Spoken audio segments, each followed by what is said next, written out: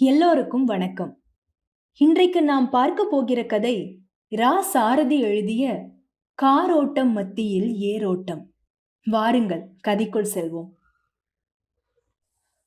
ஒரு நவீன வியாபார தனியார் நூலகத்தில் 4 பக்கமும் நாட்டு நடப்பு, வணிகம், அறிவியல், விளையாட்டு, பொருளீட்டு முறைகள், பங்குச்சந்தை மற்றும் திரைப்பட புத்தகங்களின் நடுவே ஒரே ஒரு சிறு திருக்குறள் நூல் இருப்பது போல சென்னை மாநகரத்தில் இடைவிடாது நிற்கும் மாடக்கூடங்களின் நடுவிலே 8 கிரவுண்ட் நிலம் செடிகள், பயிர்கள், மரங்கள் என பச்சை பசேல் விளைநிலமாக இருந்தது. சென்னையில் முக்கிய இடமான வேளச்சேரியில் தான் இந்த நிலம் இருக்கிறது. பிரதான சாலைகளுக்கு அப்பால் அமைந்திருந்தது. அந்த பக்கமாக சென்ற ஒரு கார் கிரீச் என்று நின்றது. சென்னையின் பிரதான கட்டுமான நிறுவனமான ஈஸ்ட் வெஸ்ட் பில்டர்ஸின் உரிமையாளர் இவ்விடத்தை பார்த்தார். வாவ், இப்படி ஒரு இடம் சும்மா கிடக்குது.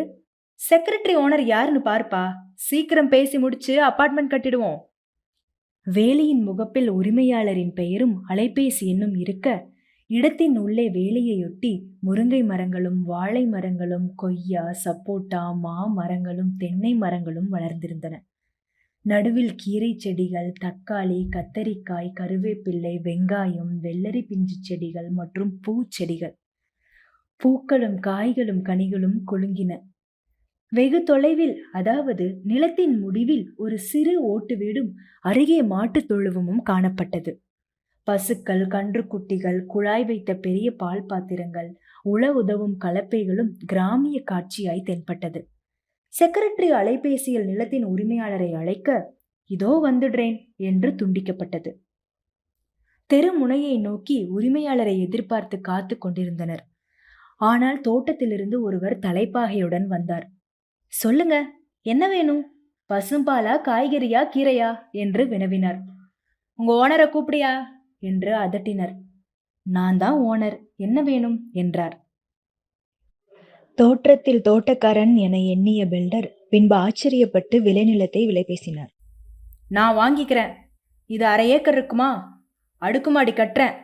உங்களுக்கு அரண்மனை மாதிரி கிரவுண்ட் ஃப்ளோர்ல வீடு கொடுத்துடுறேன். கையில காசும் கொடுத்துடுவேன். என்ன? போன வாரம்தான் ஒருத்தர் நீங்க சொல்ற விலையை காட்டிலும் 2 மடங்கு ஜாஸ்தி கொடுக்குறேன்னு சொன்னார். சரி சரி, அதை காட்டிலும் நான் போட்டு கொடுக்குறேன். நான் அதையே வேணாம்னு சொல்லிட்டேன். உங்களுக்கு எப்படி கொடுப்பேன்?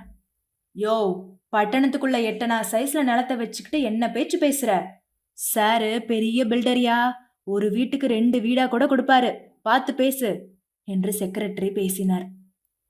நீங்க யாரா வேணா இருங்க, எனக்கு பூர்வீகம் இதுதான். நாங்க நிறைய வயல் வச்சிருந்தோம். பங்காளிங்க எல்லாம் வித்துட்டாங்க. என் பங்க நான் வச்சிருக்கேன். இங்கதான் படிச்சேன். ஆனா எனக்கு படிப்பு வரல. 8வது ஃபெயிலு. நான் உருப்படவே மாட்டேன்னு சொல்லிட்டாங்க. ஆனா பாருங்க, திருக்குறள் படிக்கும்போது ஒரே ஒரு குறள் மட்டும் மனசுல ஆழமா உட்காந்துச்சு. பொருட்பால்ல 1033வது குறள். உழுதுண்டு வாழ்வாரே வாழ்வர், மற்றெல்லாம் தொழுதுண்டு பின் செல்பவர்.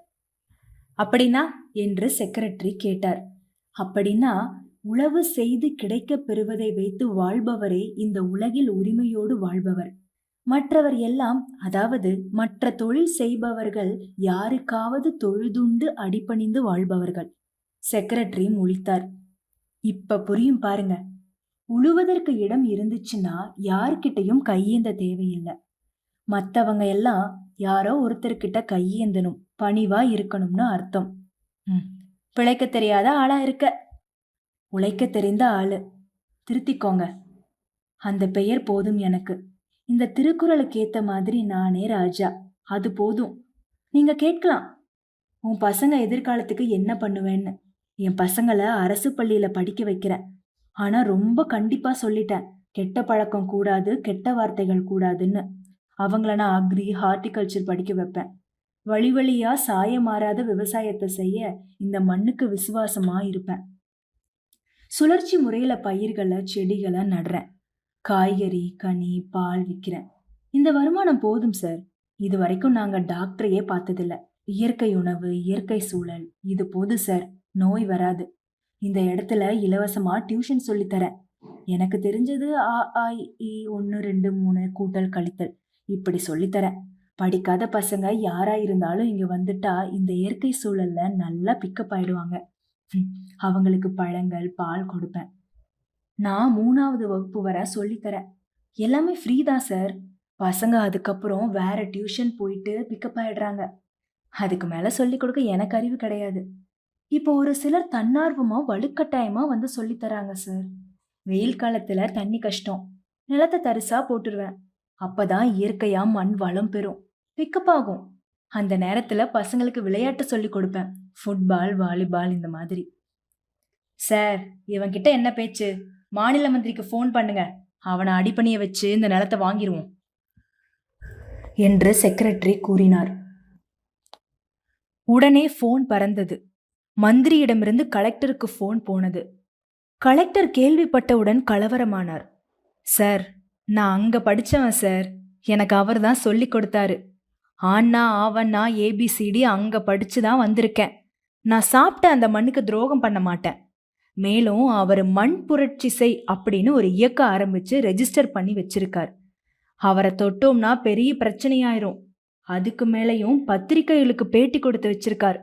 அதனால ஒன்னும் செய்ய முடியாது. கலெக்டர் தான் இந்த இயக்கத்தை ஆரம்பித்து ரிஜிஸ்டர் செய்தல், பத்திரிகைகளுக்கு பேட்டி கொடுத்தல் போன்ற யோசனைகளை அளித்தார் என்பதை நினைத்து மனதிற்குள் நன்றி கூறினார் நிலத்தின் உரிமையாளர். செக்ரட்டரி உடனே சொன்னார், சார், கலெக்டர் என்ன சார், நம்ம தொகுதி மத்திய மந்திரிக்கு ஃபோன் பண்ணுங்க. பில்டர் உடனே கூறினார், ஏயா, மத்திய மந்திரி இங்கதான் பால் குடிச்சேன் படிச்சேன்னு சொல்லுவாரு. வேண்டாம், இவங்க இப்படியே இருக்கட்டும், நாம கிளம்பலாம். பில்டர் போகும்போது உரிமையாளரை பார்த்து, ஐயா, என் பையன் 2வது படிக்கிறான், ஒன்னும் படிக்க மாட்டேங்கிறான். நான் உங்ககிட்ட டியூஷன் அனுப்பி விடுறேன். எனக்கு என்னமோ இந்த இயற்கை சூழல்ல அவனுக்கும் படிப்பு வரும்னு தோணுது. தாராளமாக என்று கூறினார் நிலத்தின் உரிமையாளர்.